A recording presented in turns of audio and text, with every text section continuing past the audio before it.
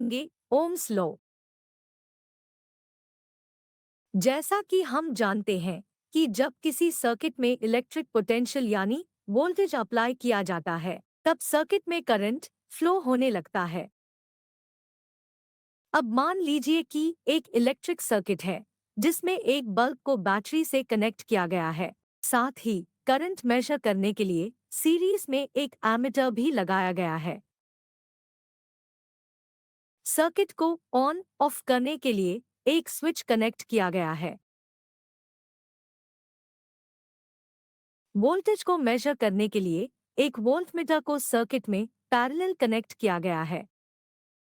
अब हम वोल्टमीटर की वैल्यू नोट करेंगे और स्विच को ऑन करेंगे।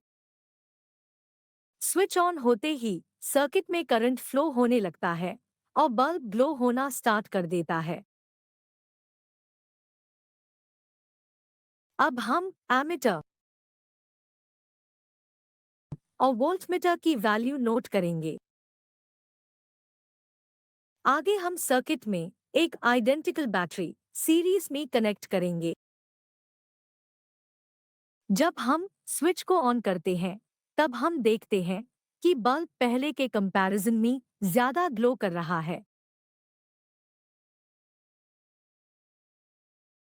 अब हम फिर से एमीटर और वोल्टमीटर की रीडिंग नोट करेंगे। इस बार हम देखते हैं कि एमीटर की रीडिंग वोल्टेज के सेम प्रोपोर्शन में इंक्रीज हुई है। इस स्टेप को हम 3 सेल्स और फिर 4 सेल्स के साथ रिपीट करेंगे। अब हम वोल्टेज और करंट के रेशियो को कैलकुलेट करेंगे। ऐसा करने पर हम पाते हैं कि हर एक स्टेप में वोल्टेज और करंट का रेशियो लगभग एक जैसा ही है।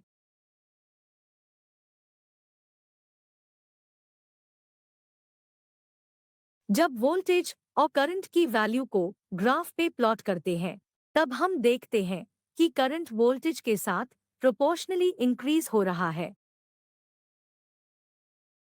करंट और वोल्टेज के इस रिलेशनशिप को जर्मन फिजिसिस्ट जॉर्ग साइमन ओम ने 1827 में डिस्कवर किया था,